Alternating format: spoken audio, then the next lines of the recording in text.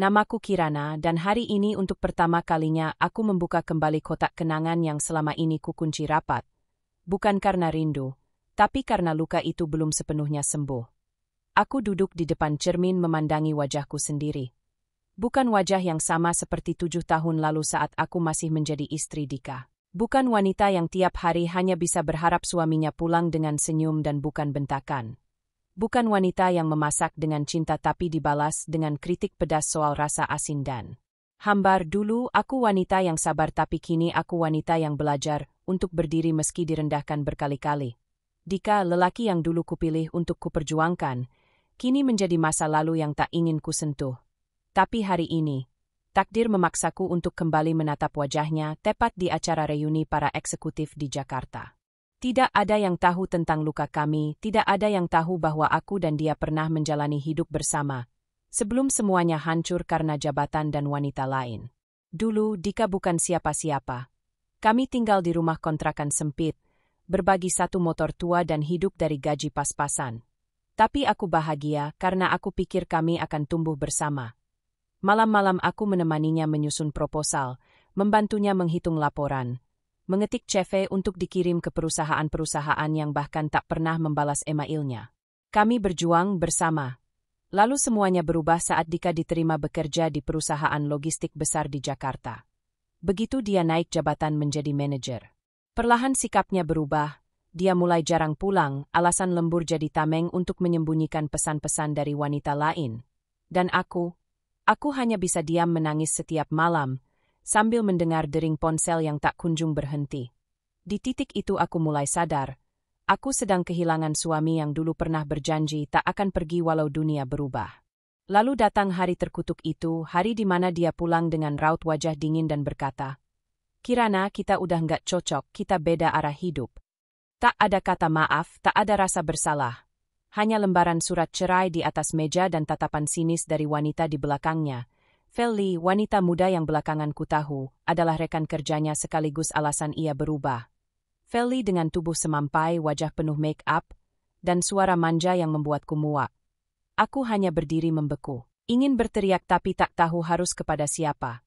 Aku ditinggal dengan luka, dihapus dari hidupnya seperti aku tak pernah ada. Lalu aku pergi, meninggalkan Jakarta dan semua kenangan pahit itu. Aku pulang ke Bandung mulai dari nol, membuka toko bunga kecil dengan sisa uang tabunganku. Disinilah aku menemukan kembali diriku, yang tak hanya cantik dari luar tapi kuat dari dalam. Tahun demi tahun berlalu dan takdir mempertemukanku dengan sosok luar biasa. Bu Ratri, seorang janda kaya pemilik jaringan hotel mewah di Bandung yang datang membeli bunga untuk acara pernikahan putrinya. Senang dengan pelayananku, dia menawariku kesempatan untuk menjadi event organizer kecil-kecilan khusus dekorasi pernikahan. Dari situlah karirku melesat. Dekorasi bunga-bungaku mulai dipakai di acara para pejabat, artis hingga orang penting di kota. Dalam 5 tahun, aku berhasil membuka cabang di Jakarta dan Bali. Aku bukan hanya Kirana yang ditinggal suami, tapi Kirana yang kini masuk ke dalam 50 wanita pengusaha paling berpengaruh versi majalah bisnis terkenal. Tapi aku tak pernah pamer. Aku hanya bekerja dan terus memperbaiki diriku. Lalu undangan itu datang. Undangan reuni besar-besaran para direktur dan manajer eksklusif dari berbagai perusahaan nasional yang diadakan di Hotel Bintang 5 di Jakarta. Aku hampir tak peduli, tapi mataku membelalak saat membaca daftar tamu, nama Dika Pratama, dan istri, Feli Natalia. Aku diam cukup lama sambil memegang undangan itu, hatiku bergetar bukan karena cinta lama, bukan karena rindu, tapi karena rasa ingin membuktikan sesuatu. Bahwa aku bukan wanita lemah yang dulu dia tinggalkan. Bahwa aku bisa berdiri di depannya tanpa rasa kecil sedikit pun. Aku menghubungi tim design-ku. Aku minta dibuatkan gaun malam berwarna emerald yang elegan. Aku memesan salon pribadi dan minta makeup flawless yang memancarkan keanggunan. Pada hari H, aku tiba dengan mobil sport putih yang biasa. Kupakai untuk acara khusus, ditemani rekan bisnis sekaligus sahabatku, Nadine, wanita energik dan percaya diri yang tahu semua kisahku. Nadine hanya berbisik, "Ini waktunya kamu tunjukkan siapa Kirana sekarang." Aku berjalan memasuki ballroom hotel dengan kepala tegak. Mata semua orang tertuju padaku. Sebagian tak percaya aku adalah Kirana yang dulu.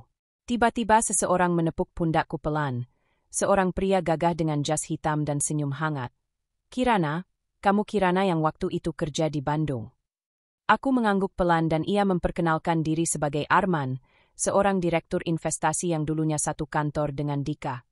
Aku tertawa kecil saat Arman berkata, "Dulu kamu istri Dika kan? Sekarang kamu lebih wow dari siapapun di sini." Aku hanya membalas dengan senyum. "Dika tahu kamu datang enggak?" tanyanya lagi. Aku hanya mengangkat bahu, tapi di saat bersamaan suara yang paling tak ingin kudengar muncul dari arah belakang. "Kirana." Suara Dika terdengar kaget dan gugup. Aku menoleh perlahan dan melihat wajah yang dulu pernah begitu kucintai, kini berdiri kaku bersama Feli yang mendadak pucat. Aku tersenyum hangat. "Halo Mas Dika, lama nggak ketemu, kamu makin dewasa ya." Wajah Dika langsung berubah tegang dan Feli hanya bisa memandangku dari ujung kaki sampai kepala, dengan tatapan tak percaya melihatku berbalut kemewahan dan percaya diri. Seisi ruangan mulai memperhatikan interaksi kami, sebagian mulai berbisik-bisik, bahkan ada yang mengambil foto diam-diam. Sahabat lamaku, Amara dan Denny menghampiri dan langsung memelukku hangat. Mereka bersorak senang melihatku kembali. "Kirana, ya ampun, kamu glowing banget sekarang, kita semua pikir kamu udah pindah luar negeri." Feli makin terpojok, dia berdiri kikuk dengan senyum palsunya, sementara Dika hanya berdiri tanpa bisa berkata apa-apa. Aku melirik Feli dan berkata dengan nada halus tapi menusuk. "Kamu cantik juga ya Feli, kulit kamu masih bagus, wah pasti perawatannya. Tapi tetap, hati yang cantik lebih mahal dari wajah lo." Feli terdiam, terlihat seperti menahan sesuatu antara malu dan marah. Dika mencoba mencairkan suasana dengan berkata, "Ran, kamu sukses sekarang ya. Aku senang lihat kamu." Aku langsung menatapnya tajam. "Sayangnya dulu kamu nggak cukup sabar untuk melihatku tumbuh mas. Kamu buru-buru pergi saat aku belum berkembang. Dan sekarang kamu kaget lihat aku berdiri sejajar denganmu." Suasana mendadak sunyi, semua menahan napas. Dika menunduk, Feli perlahan mundur dan aku berdiri dengan anggun, menatap semua orang yang dulu menertawakanku saat ditinggal suami. Malam itu menjadi malam pembuktian, malam di mana aku bukan hanya membuat Feli mati kutu tapi juga membuat Dika sadar, apa yang dia buang dulu adalah permata yang sedang diasah oleh luka. Dan aku bersumpah, ini baru permulaan. Malam itu belum selesai, tawa palsu masih bertebaran di antara denting gelas wine dan orkestra jazz lembut di sudut ruangan. Aku duduk di kursi bundar bersama Amara dan Nadine, sambil sesekali membalas sapaan dari para direktur dan rekan bisnis yang mulai penasaran denganku. Banyak yang tak menyangka perempuan yang dulu hanya istri biasa dari seorang manajer kini berdiri sekelas dengan mereka, atau mungkin di atas mereka. Aku bisa melihat dari sudut mata Dika berdiri canggung di meja sebelah. Sementara Feli berulang kali memeriksa makeupnya di cermin kecil, tak lagi sepercaya diri tadi. Dari arah panggung, seorang MC memanggilku untuk menerima penghargaan sebagai salah satu sponsor acara. Ya karena tanpa sepengetahuan mereka, aku adalah salah satu penyokong dana utama malam reuni ini. Melangkah ke depan dengan gaun hijau emeraldku yang menyapu lantai, aku bisa mendengar bisik-bisik makin ramai. "Dia siapa sih sebenarnya? Cantik banget, kelasnya beda." "Kirana, mantan istri Dika." "Wah yang menang banyak malah Kirana ya." Bisikan itu menghangatkan hatiku seperti pelukan tak kasat mata yang membela luka masa lalu. Saat aku kembali ke kursi, Dika datang menghampiri bersama Feli, wajahnya masih tegang tapi berusaha tersenyum. Feli duduk di sampingku dengan angkuh, meski matanya penuh waspada. Aku tak berkata apa-apa dulu, biarkan mereka yang membuka percakapan. "Ran," Dika mulai, "kamu tinggal di Jakarta sekarang." Aku mengangguk tenang. "Kadang di Jakarta, kadang di Bali, kantor pusatku tetap di Bandung sih." Feli menyeringai. "Kantor pusat? Wah kerja di mana sekarang?" Suaranya mengandung nada meremehkan. Aku menoleh ke arah Nadine yang langsung menjawab lantang. "Oh Feli ya? Kirana itu CEO dari Kalyana Group, bisnis dekorasi dan wedding terbesar sekarang di Indonesia. Udah pegang pasar wedding hotel mewah juga, termasuk hotel tempat acara ini diadakan lo." Feli terdiam, matanya seolah ingin menelan Nadine hidup-hidup tapi tak bisa membalas. Kutatap Dika yang kini mulai menggeser duduknya tidak nyaman. Dia menyadari, aku bukan Kirana yang ia tinggal dulu. Aku sudah berubah, lebih kuat, lebih cantik, lebih kaya. Dan yang terpenting, lebih bahagia tanpanya. Tiba-tiba datang sosok yang membuat suasana makin panas, Renard, kolega bisnis sekaligus partner investasiku, pria muda mapan dengan postur tinggi dan wajah rupawan. Renard langsung menyapaku hangat. Sayang, kamu di sini rupanya. Aku udah cari dari tadi. Aku berdiri dan membalas sapaannya dengan senyum lembut. Dia menggenggam tanganku tanpa ragu dan aku tahu Dika melihat itu dengan tatapan tak rela. Kenalin, kataku sambil menghadap ke arah Feli dan Dika. Ini Renard, partnerku di bisnis dan belahan hatiku. Dika tampak seperti ditampar kenyataan sementara Feli memasang wajah senyum palsu yang dipaksakan. Aku menikmati pemandangan itu, bukan karena balas dendam, tapi karena akhirnya aku bisa menunjukkan bahwa aku baik-baik saja. Lebih dari itu, aku bahagia. Renard duduk di sampingku dan perbincangan pun berjalan santai. Kami bicara soal proyek mendatang, saham yang baru kami ambil di perusahaan logistik baru di Surabaya, bahkan sempat menyebut nama investor asal Jepang yang tertarik mengakuisisi salah satu cabang Kalyana Group. Di tengah pembicaraan itu, Dika mencoba menyela dengan tawa yang dibuat-buat. Wah, kamu benar-benar berubah Ran, dulu kamu bahkan takut ngomong depan orang. Aku menoleh perlahan. Dulu aku percaya kamu akan jadi pelindungku, tapi ternyata aku sendiri yang harus belajar melindungi diriku. Terima kasih Mas, kamu guru yang menyakitkan. Tapi tanpamu mungkin aku nggak pernah tahu aku punya kekuatan sebesar ini. Renard langsung menepuk lembut tanganku, memberi isyarat bahwa aku tidak sendiri lagi. Suasana semakin panas ketika Amara, teman lamaku, secara tak sengaja mengeluarkan pernyataan yang membuat Feli membeku. Kir, aku tuh salut sama kamu. Kalau aku sih udah trauma ditinggal suami kayak gitu. Waktu itu Dika ninggalin kamu cuma buat perempuan yang baru dia kenal 2 bulannya. Feli langsung menyergah. Sorry ya, aku bukan perempuan sembarangan. Aku kerja juga dulu. Amara tertawa pelan. Kerja SPG kan? Bukan masalah pekerjaannya sih, tapi kalau bisa naik jabatan cuma lewat kasur ya gimana ya? Renard hampir tersedak minumannya menahan tawa, dia menepuk bahu Amara sambil bilang, berani juga kamu, aku suka gayamu.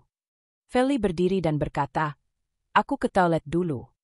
Tapi aku tahu dia pergi bukan untuk itu, tapi karena tidak tahan lagi menjadi pusat cibiran. Beberapa menit kemudian, Dika ikut berdiri menyusul Feli. Tapi sebelum pergi dia menatapku dalam-dalam dan berkata pelan, maaf ya Ran, aku salah menilai kamu. Aku hanya menatapnya datar. Mas Dika, kalau hari itu kamu tidak menendangku keluar dari rumah kita, aku mungkin tidak pernah jadi seperti ini. Jadi terima kasih ya, kamu menyelamatkanku dari hidup yang salah. Dika terdiam lalu pergi menyusul istrinya yang entah sudah pecah air matanya di balik pintu toilet hotel. Malam itu ditutup dengan Renard mengajakku berdansa pelan di tengah ballroom.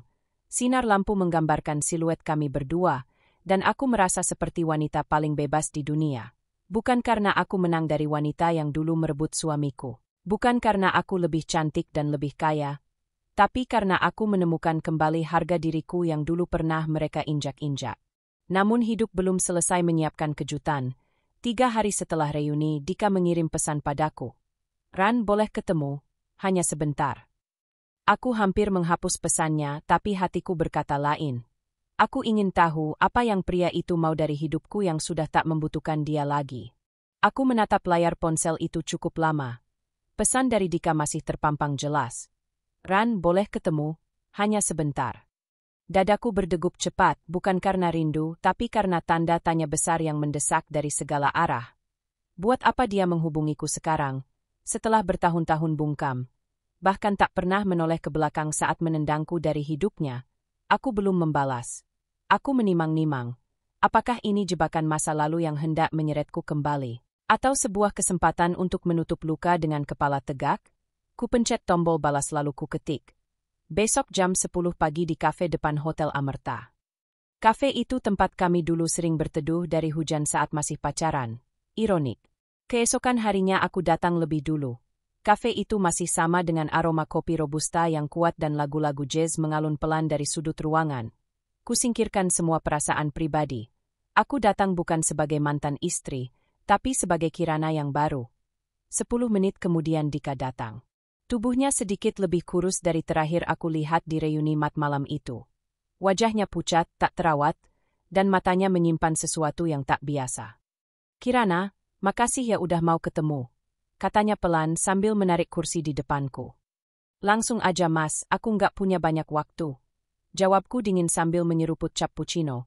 Dia tertunduk, lalu menarik napas panjang. Lagi ada masalah besar, aku butuh bantuanmu. Aku terbahak pelan, bukan karena lucu, tapi karena tak percaya. Setelah semua yang dia lakukan, ia datang membawa wajah penuh beban dan minta tolong. Feli selingkuh, Kir. Kalimat itu membuatku diam sejenak, tak terduga, meski entah kenapa aku tak terkejut sepenuhnya.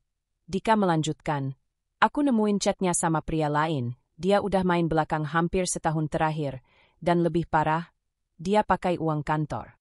Aku menatapnya dalam diam sambil menahan emosi yang campur aduk antara puas dan sedih. Dika sekarang merasakan apa yang dulu aku rasakan. Sakitnya dibohongi, sakitnya dihianati. Tapi tak ada ucapan selamat datang dari luka lama, hanya kekosongan yang makin menegaskan. Aku sudah selesai dengan dia. Lalu, kenapa kamu cerita ke aku? Tanyaku tajam. Dia menunduk, lalu membuka sebuah map dan menggesernya ke arahku. Di dalamnya ada dokumen transfer ke rekening atas nama Feli dengan jumlah besar, ditambah tanda tangan Dika sebagai persetujuannya. Perusahaan tempat aku kerja lagi diaudit. Kalau ini terbongkar, aku bisa dipecat, atau lebih parah, masuk penjara. Tenggorokanku tercekat. Kamu pikir aku bisa bantu apa? Dika mendesah putus asa. Kirana, kamu punya koneksi ke komisaris perusahaanku kan? Aku tahu kamu pernah satu proyek sama Pak Yuda, pemilik saham utama tempat aku kerja sekarang. Aku mohon, kamu bisa bantu aku bicara sama beliau, setidaknya bantu bersihkan namaku. Aku terjebak, Kir. Mendadak aku tertawa hambar. Kupandangi pria di depanku ini. Lelaki yang pernah kutemani dari nol, yang dulu tega memutus hidupku demi perempuan yang kini mengkhianatinya. Kupandangi matanya yang dulu pernah kupuja, kini penuh kepanikan yang tak bisa ditutupi. Mas, dulu kamu nggak mikir aku akan seberharga ini ya? Ia tertunduk. Dulu kamu buang aku demi dia, yang kamu bilang lebih segalanya dari aku. Dan sekarang kamu minta aku yang bersihkan sampah yang kalian buat. Aku nyesel, Kir. Aku salah. Katanya pelan nyaris tak terdengar. Aku berdiri, mengambil tas dan berkata, maaf mas, saya bukan tempat sampah. Dan aku pergi dengan langkah paling ringan yang pernah kulakukan dalam hidup. Namun cerita tak berhenti di situ. Keesokan harinya, Nadine menelponku terburu-buru. Kir, ada yang harus kamu lihat. Dia mengirimiku sebuah artikel dari media online. Istri Direktur Dika Pratama diduga gelapkan dana kantor lewat rekening pribadi. Kasus diusut polisi. Wajah Feli terpampang jelas bersama tangkapan layar rekeningnya. Aku menarik napas panjang, bukan karena puas tapi karena akhirnya kebenaran berdiri tegak. Di malam yang sama, seseorang memencet bel rumahku. Aku membuka pintu dan menemukan Feli berdiri di teras dengan wajah basah oleh air mata. Dia tampak lebih lusuh, lebih kecil dari biasanya. Kirana, tolong aku. Ucapnya terguncang. Aku diam, Feli kini merasakan menjadi aku 7 tahun lalu, tersisih, terhina, terluka. Dika ninggalin aku, dia buang aku setelah semua ini kebongkar. Aku mengangguk pelan. Rasanya pedih ya Fel, dibuang saat kita jatuh.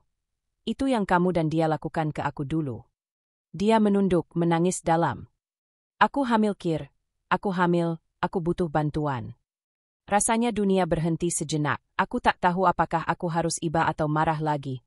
Tapi jauh di dalam hatiku, aku merasa Tuhan sedang menguji. Apakah aku benar-benar telah sembuh? Atau aku masih menyimpan dendam? Dan malam itu, aku membuka pintu dan membiarkan Feli duduk di sofa ruang tamuku. Bukan karena dia pantas, tapi karena aku ingin menunjukkan satu hal. Aku telah menang, tidak dengan membalas, tapi dengan memilih jadi manusia yang utuh.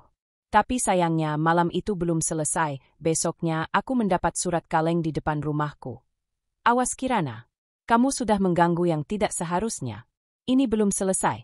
Tulisan tangan kasar, tanpa pengirim. Tiba-tiba semua ini bukan cuma tentang cinta masa lalu, tapi sesuatu yang jauh lebih dalam dan berbahaya. Dan disitulah kisah ini benar-benar berubah arah. Pagi itu aku terdiam cukup lama di depan meja makan. Surat kaleng itu masih tergeletak di depanku, kertas putih dengan huruf kapital ditulis kasar dan terburu-buru. Awas Kirana. Kamu sudah mengganggu yang tidak seharusnya. Ini belum selesai. Tanganku menggenggam surat itu dengan gemetar bukan karena takut, tapi karena kesal. Kenapa setelah bertahun-tahun aku berhasil bangkit, dunia seolah ingin menjatuhkanku lagi? Siapa yang mengirim ini? Felly? Tak mungkin. Dia sedang hancur. Dika? Bisa jadi, tapi aku tak mau langsung menuduh. Satu yang pasti. Ada seseorang yang tak suka aku kembali ke permukaan dengan kemenangan di tanganku. Nadine datang ke rumah setengah jam kemudian. Setelah aku kirim foto surat itu lewat pesan. Kir, ini gila, kamu yakin? Nggak pernah punya urusan bisnis sama orang yang bisa dendam kayak gini. Aku menggeleng. Tapi aku yakin ini berhubungan sama Dika dan Felly. Mereka nyembunyiin sesuatu yang belum aku tahu. Hari itu juga aku pergi ke apartemen Felly, niat awal ingin mengkonfirmasi apakah dia tahu soal surat kaleng itu. Ketika pintu terbuka, Felly tampak makin kurus dan mata sayunya penuh bekas tangisan. Kir, kamu datang.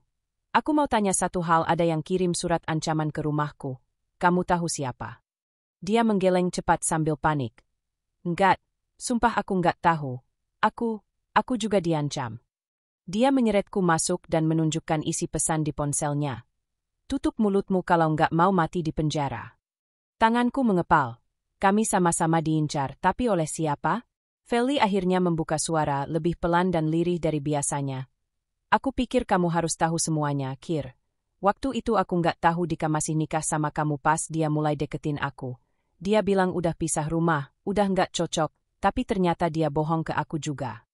Aku mendesah keras. Aku tahu semuanya nggak pernah sebersih yang terlihat. Dan soal perusahaan, uang yang aku pakai itu, awalnya bukan inisiatifku, Dika yang suruh. Dia yang atur rekeningnya atas namaku. Suasana mendadak mencekam, Felly menangis keras. Dia bilang itu bagian dari fee proyek luar negeri biar pajaknya nggak ribet. Dia janji akan bersihin semuanya sebelum audit, tapi ternyata, dia jebat aku, Kir. Dia jebat aku pas tahu aku hamil. Aku duduk perlahan, wajahku menegang. Dika bukan cuma pengkhianat tapi penjahat berotak licik. Dia cuci tangan dan lempar seluruh kesalahan ke Felly demi karirnya sendiri. Felly, kamu punya bukti dia suruh kamu transfer dan pakai uang itu. Dia mengangguk cepat, mengambil flash disk dari laci dan menyerahkannya padaku. Ini rekaman suara dia waktu kasih instruksi. Aku simpan cuma buat jaga-jaga. Aku menatap benda kecil itu lama sekali. Tanganku gemetar karena kesal dan jijik. Dika bukan cuma membuangku, tapi juga mempermainkan dua perempuan sekaligus dan bersembunyi di balik wajah lembutnya. Sore harinya aku bertemu Nadine dan Arman di rooftop cafe milik teman kami yang juga seorang pengacara, Daniel. Kami membuka semua bukti yang ada, termasuk dokumen-dokumen dan rekaman dari Felly. Kir, kita bisa laporkan Dika ke Dewan Direksi dan polisi, bukti ini kuat. Kata Daniel serius, aku mengangguk. Tapi aku nggak mau sekadar balas dendam. Aku mau dia benar-benar kehilangan semua yang dia banggakan. Mau dia rasakan jatuh lebih dalam dari yang pernah dia buat aku rasakan. Nadine menatapku tegas. Kita perlu rencana besar. Beberapa hari kemudian, aku menghadiri rapat direksi di kantor pusat perusahaan tempat Dika bekerja. Dengan bantuan Renard yang ternyata investor minoritas, aku mendapat akses untuk bertemu Pak Yuda, pemilik saham utama yang dulu pernah bekerja sama denganku. Saya dengar banyak tentang Ibu Kirana, katanya sopan sambil menjabat tanganku. Aku menyerahkan semua bukti dan menjelaskan semuanya, termasuk bagaimana Dika memanipulasi keuangan perusahaan dan menjadikan Felly kambing hitam. Pak Yuda terdiam. Lama setelah membaca dan mendengarkan rekaman dari flash disk, aku tahu di matanya Dika bukan lagi pegawai kepercayaan, melainkan ancaman besar. Terima kasih Bu Kirana. Atas keberanian Anda, perusahaan kami terselamatkan dari kerugian besar. 2 hari setelahnya, sebuah berita besar meledak di media finansial nasional. Direktur Dika Pratama dipecat setelah terbukti manipulasi dana perusahaan. Wajah Dika terpampang di semua portal berita bersama narasi runtuhnya reputasi dan jabatan yang selama ini ia banggakan. Tak lama setelah itu, polisi mulai menyelidiki kasusnya dan Felly dibebaskan dari tahanan kota setelah semua bukti menunjukkan keterlibatan Dika sebagai otak utamanya. Namun kemenangan ini bukan tanpa bayaran. Malam itu, pulang dari kantor, aku melihat kacaku pecah dan ada cat merah di pagar rumah bertuliskan, "Jangan dekati kami lagi." Aku langsung lapor polisi dan memasang kamera keamanan tambahan. Tapi lebih dari rasa takut, ada rasa penasaran. Siapa kami dalam ancaman itu? Apakah Dika tak bekerja sendiri selama ini? Dan malam itu aku menerima telepon dari nomor tak dikenal. Suara berat di seberang berkata pelan, "Kirana, berhenti sekarang atau kamu akan kehilangan semua yang kamu punya. Jangan pikir kamu menang." Telepon langsung terputus. Aku berdiri kaku di tengah ruang tamu dengan jantung berdegup kencang. Semua ini belum selesai, dan ternyata yang sedang kulawan bukan cuma Dika, tapi sesuatu yang lebih besar dari yang kubayangkan. Malam itu aku tidak bisa tidur. Bunyi detak jarum jam terdengar lebih keras dari biasanya seperti mengiringi rasa was-was yang menyesakkan. Tidak ada cahaya dari luar kecuali kilat samar dari kamera keamanan di pojok langit-langit rumah. Surat kaleng, kaca mobil yang dipecah, cat merah di pagar, dan kini telepon gelap. Semuanya membuatku sadar bahwa ini bukan hanya tentang Dika lagi. Ada pihak lain yang ingin aku berhenti, mundur, dan diam. Dan aku tahu satu hal, aku tidak akan diam. Keesokan paginya aku pergi ke rumah Nadine. Dia langsung membuka pintu dengan wajah cemas. "Kir, kamu harus hati-hati, aku barusan dapat info dari Renard. Dika dulu sempat bekerja sama dengan mafia proyek tender pemerintah." Aku menoleh tajam. "Mafia?" Nadine mengangguk. "Namanya Alex Prabowo, dia pernah jadi buronan kasus penggelapan APBD tahun lalu tapi lolos. Ternyata Dika pernah bantu dia cuci uang lewat perusahaan." Tiba-tiba semua mulai masuk akal. Aku pikir ini hanya tentang cinta yang gagal, ternyata ini jauh lebih dalam, permainan uang kotor dan kekuasaan. Kami bertiga, aku, Nadine, dan Renard, bertemu lagi malam itu di kantor Renard yang berlantai 3 di pusat bisnis Kuningan. Aku memperlihatkan kembali rekaman suara Dika dan Renard menyandingkannya dengan dokumen proyek yang sempat dia investigasi beberapa waktu lalu. "Lihat ini," ucap Renard sambil menunjukkan dokumen transaksi. Rekening yang digunakan Dika mirip dengan yang dipakai saat proyek rumah sakit fiktif di Lampung 2 tahun lalu. Nama perantara yang muncul sama. AP. Dadaku berdegup kencang. "Alex Prabowo." Renard mengangguk. "Kalau ini benar, kamu sedang menyentuh sesuatu yang bisa menghabisimu, Kir." Tiba-tiba aku merasa leherku kaku, napasku berat. Tapi aku tak bisa mundur. Bukan setelah semua yang mereka lakukan padaku. "Aku nggak akan berhenti sampai semua terbongkar," kataku tegas. Hari itu kami sepakat melakukan penyelidikan pribadi. Aku menghubungi Daniel, pengacara kami, yang ternyata punya akses ke catatan perusahaan melalui jaringan law firm internasional. Dan malam itu, dari balik layar komputer, Daniel memutar rekaman CCTV dari salah satu lobi kantor tempat proyek berlangsung. Terlihat Dika dan seorang pria botak bertato naga duduk di pojok ruangan sambil menyerahkan map coklat. "Itu dia," bisik Renard. "Alex." Aku menahan napas. Ternyata benar, Dika tak hanya menghancurkan hidupku karena cinta, melainkan karena ia bagian dari sistem busuk yang lebih besar. Yang menyakitkan, dia menjadikan perempuan sebagai tamengnya. Aku dulu, Feli kemudian. Siapa selanjutnya? Pagi harinya rumahku dilempar batu besar dan sebuah boneka tergantung di pagar, disayat dengan cat merah. Aku langsung panggil polisi, tapi seperti biasa mereka lambat, dan mungkin takut. Karena nama Alex Prabowo bukan nama sembarangan. Semakin besar yang kulawan, semakin dalam aku ditarik masuk, tapi kali ini aku tak sendiri. Dan aku tahu caranya melawan bukan dengan emosi, tapi strategi. Hari itu aku diundang oleh Komisi Pengawasan Bisnis Swasta untuk memberi kesaksian atas kasus keuangan yang melibatkan Dika dan beberapa direktur lain termasuk pihak ketiga yang diduga terlibat. Mereka tahu siapa aku, mereka tahu aku dulu istri Dika. Mereka tahu ini bukan sekadar konflik rumah tangga. "Kami butuh keberanian Anda, Bu Kirana," ucap ketua tim penyelidik. "Kalau Anda bisa tunjukkan peran Alex Prabowo dalam skema ini, kita bisa buka semua akar kotor ini." Aku hanya mengangguk, walau dalam hati aku sadar taruhan nyawaku kini di atas meja. Malam itu Nadine menginap di rumahku, kami tak tidur, hanya duduk di ruang tamu sambil memutar ulang segala kemungkinan. Tiba-tiba Nadine bicara pelan. "Kamu tahu nggak, Kir, ada satu hal yang belum kamu tahu, tentang Dika." Aku menoleh kaget. "Apa?" Dia menggigit bibirnya, berusaha merangkai kalimat dengan hati-hati. "Dulu, setelah kamu dicerai Dika, dia pernah coba deketin aku." Dunia seperti berhenti. Aku terdiam, dada sesak. "Hah?" Nadine mengangguk pelan. "Aku nggak pernah mau cerita karena aku takut kamu salah paham.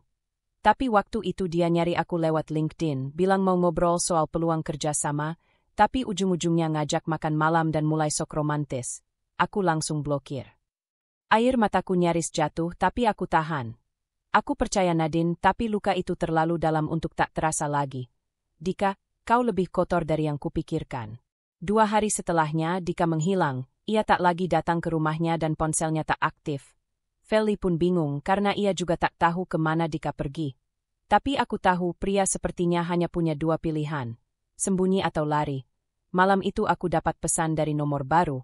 Kalau kamu teruskan ini, nyawamu taruhan. Aku tersenyum sinis. Surat kaleng, telepon gelap, boneka tergantung. Semuanya gagal membuatku mundur. Dan malam itu aku putar balik peran. Aku bukan lagi Kirana korban. Dengan bantuan Renard dan Daniel, aku menggelar konferensi pers tertutup, menyerahkan semua bukti ke KPK dan mengundang jurnalis investigatif terpercaya. Kami menyusun berita lengkap, menelusuri aliran dana, foto CCTV, rekaman dan dokumen yang menyertakan peran Dika dan Alex di dalam pusaran proyek fiktif yang menelan puluhan miliar dana negara. Malamnya, dengan tubuh lelah dan jiwa terbakar semangat, aku duduk di balkon rumah. Sementara Nadine tertidur di sofa dan Renard duduk di sebelahku. Aku menatap langit, merasa hening untuk pertama kalinya dalam minggu-minggu terakhir. Kamu yakin mau terusin ini? Tanya Renard. Aku mengangguk. Kalau aku berhenti, akan ada wanita lain yang dihancurkan seperti aku. Feli pun korban, begitu juga aku dulu. Kalau aku diam, artinya aku menyetujui semua kekejian itu. Renard menggenggam tanganku erat. Namun sebelum fajar, rumahku dilempar molotov. Dapur belakang terbakar kecil, tapi berhasil dipadamkan satpam kompleks. Aku tidak terluka, tapi kini semua jelas. Aku sedang melawan sesuatu yang lebih dari sekadar dendam cinta. Di balik nama Alex, ada kekuatan lama yang selama ini berdiri kokoh di atas tumpukan kejahatan yang dirahasiakan. Dan babak paling gelap dari hidupku baru akan dimulai. Aku berdiri di depan kaca jendela kantor Renard, menatap Jakarta yang kini terlihat seperti panggung besar penuh peran dan dusta. Lampu-lampu jalan menyala seperti bintang artifisial yang tak pernah benar-benar memberi terang. Aku menghela napas panjang, dalam beberapa jam lagi aku akan berada di ruang sidang kasus korupsi Dika Pratama dan Alex Prabowo. 2 nama yang bertahun-tahun menjadi aktor utama dalam kehancuran banyak hidup, termasuk hidupku. Di belakangku Nadine berdiri dalam balutan jas biru. Gelap, dia menepuk pundakku lembut. Kamu siap, Kir? Aku mengangguk. Bukan soal aku, tapi semua perempuan yang pernah diinjak laki-laki macam mereka. Sore itu kami berangkat ke gedung kejaksaan, dengan kawalan polisi dan media yang sudah berbaris di depan. Ruang sidang penuh sesak, wartawan, aktivis hukum, bahkan mantan kolega Dika dan Alex pun hadir. Di sisi kanan kursi terdakwa, Dika duduk dengan wajah kuyu dan tubuh lemas. Alex di sebelahnya dengan tatapan tajam seperti ular yang kehilangan bisa. Ketika hakim mempersilakan aku memberi keterangan, seisi ruangan sunyi. Aku berdiri dengan tegap dan tenang, sambil menggenggam mikrofon seakan itu senjata terakhirku. Nama saya Kirana Yunita. Saya berdiri di sini bukan sebagai mantan istri terdakwa, tapi sebagai saksi yang pernah menjadi korban langsung dari sistem yang mereka bangun, sistem yang menjadikan perempuan hanya alat, dan menjadikan uang sebagai satu-satunya Tuhan. Suasana menegang, tiap kata yang kuucapkan bukan sekadar pernyataan hukum, tapi jeritan hati yang selama ini tertahan. Satu persatu bukti ditampilkan. Rekaman suara, dokumen pencucian uang, proyek fiktif yang melibatkan nama Feli sebagai perantara tanpa sepengetahuannya, dan foto-foto Dika dengan Alex yang selama ini disembunyikan dari publik. Suara hakim mulai meninggi saat menyimpulkan bahwa seluruh dana haram itu mengalir ke sejumlah rekening luar negeri termasuk milik Dika dan proksi Alex di Singapura. Namun belum selesai sidang berlangsung, seorang pria dengan hoodie hitam tiba-tiba menyeruak dari barisan belakang dan berteriak, "Kirana wanita sampah, dia yang harusnya diadili. Perempuan penggoda, perusak rumah tangga." Polisi langsung mengamankan pria itu dan aku hanya berdiri diam tanpa berkedip. Wajahku tetap tenang, karena aku tahu itu bukan teriakan dari kebenaran, melainkan dari kebencian buta yang takut melihat perempuan bangkit. Malam itu, #Kirana Berani mulai trending di media sosial. Perjuanganku bukan hanya milikku lagi, tapi milik banyak perempuan lain yang selama ini bisu dipaksa diam. 3 minggu setelah persidangan, Dika divonis 9 tahun penjara dan denda 8 miliar rupiah. Alex dihukum 15 tahun karena perannya sebagai otak cuci uang dan proyek fiktif. Nama mereka dihapus dari perusahaan, aset mereka dibekukan, dan yang lebih penting, aku menang. Tapi bukan karena mereka masuk penjara. Bukan karena aku kini jadi ikon pemberdayaan perempuan.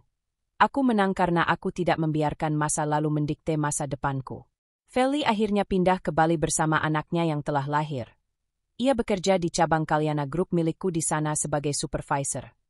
Hubungan kami tak pernah benar-benar menjadi sahabat, tapi cukup untuk saling mengobati luka yang sama. Nadine tetap di sisiku, menjadi pilar dan saksi dari jatuh bangunku. Sementara Renard, ya, dia masih menggenggam tanganku tiap kali kami duduk di balkon membicarakan rencana hidup ke depan. Suatu hari aku diundang ke acara televisi nasional untuk menjadi pembicara dalam tema perempuan dan luka yang menjadi kekuatan. Di acara itu aku bercerita tanpa air mata, tanpa marah, tanpa dendam. Tapi dengan bangga bahwa aku adalah bukti hidup dari seorang perempuan yang dihancurkan, tapi justru bangkit dan berdiri lebih tinggi dari siapapun yang pernah meremehkannya. Setelah acara selesai, seorang ibu parubaya menghampiriku, memelukku erat dan berbisik, "Terima kasih, Mbak Kirana. Aku cerai tahun lalu karena suamiku berselingkuh. Aku hampir bunuh diri, tapi lihat kamu kasih aku harapan." Air mataku tumpah di pelukannya. Disitulah aku sadar. Aku mungkin bukan siapa-siapa, tapi kisahku bisa menyelamatkan seseorang dari kehancuran.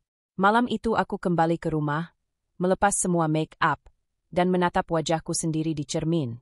Bekas luka masih ada, tapi kini bukan sebagai aib, melainkan medali keberanian yang kuterima setelah pertarungan panjang. Suara Renard dari ruang tengah memanggilku. "Sayang, mau teh hangat atau coklat panas?" Aku tersenyum dan menjawab, "Teh hangat, aku mau tenang malam ini." Dan di detik terakhir sebelum tidur, aku mengirim pesan pendek ke ponsel yang dulu sering menyakitiku. "Terima kasih Dika. Karena kamu, aku jadi tahu siapa aku sebenarnya." Pesan itu tak pernah dibalas. Aku tak peduli, aku tak butuh lagi validasi dari masa lalu. Sebab malam itu aku resmi menutup buku lama dan membuka lembar baru, sebagai Kirana yang menang, bukan karena balas dendam, tapi karena memilih menjadi terang di tengah kegelapan yang pernah menelannya. Akhir.